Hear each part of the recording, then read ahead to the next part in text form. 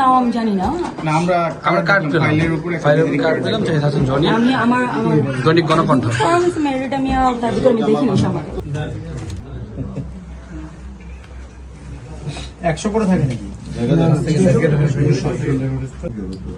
আপনারা জানেন বিগত জাতীয় সংসদ নির্বাচনের পর থেকে আমাদের জায়গা আসনের মাননীয় সংসদ সদস্যের নেতৃত্বেই বলা যায় ওনার নেতৃত্ব এবং দিক নির্দেশনা এবং আমাদের মাননীয় পুলিশ সুপার মহোদয়ের প্রত্যক্ষ তত্ত্বাবধানে আমরা পুরো রূপগঞ্জ এলাকায় মাদক বিরোধী অভিযান বিভিন্ন দিন বিভিন্ন জায়গায় পরিচালনা করছি।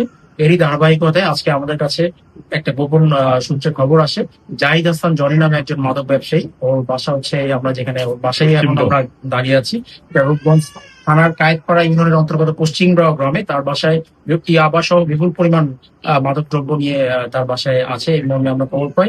এই খবর পাওয়ার সাথে সাথে রূপগঞ্জ থানার অফিসার ইনচার্জ জনাব এইচ.এম. সালাউদ্দিন সহ আমি সহ আমাদের নেতৃত্বে একটা টিম দ্রুত আমরা ঘটনাস্থলে আসি এবং পুরো ঘটনাস্থলটা কর্ডন করে, আপনারাও ছিলেন আমাদের সাথে, আপনারাও দেখেছেন ওর বাসা থেকে আমরা প্রায় বলা যায় বেশ ভালো সংখ্যক, প্রকৃত পরিমাণটা আমরা এখনো হিসাব করতে পারিনি, বেশ ভালো সংখ্যক ইয়াবা আমরা এখান থেকে উদ্ধার করতে সমর্থ হয়েছি।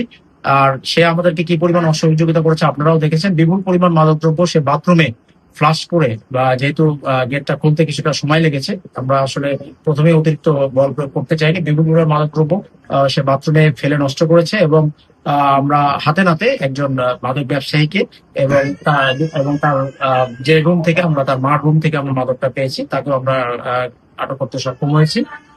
আমরা জাহিদ হাসান জনি আমাদের উপস্থিতি টের পেয়ে অত্যন্ত পালিয়ে গিয়েছে, তাকেও ধরার জন্য আমাদের অভিযান অব্যাহত থাকবে। শুধু এটাই না, রূপগঞ্জে যে যেখানেই মাদক ব্যবসায় জড়িত থাকুক না কেন, আমাদের এই নিয়মিত অভিযানে আমরা এবার যারা মাদকের গডফাদার আমরা আসলে তাদের বিরুদ্ধে আমাদের এই অভিযান নতুন করে শুরু হয়েছে এবং সবার প্রতি আমরা হুঁশিয়ারি উচ্চারণ করছি যে মাদক ব্যবসার সাথে জড়িত কাউকে আমরা ছাড় দেব না।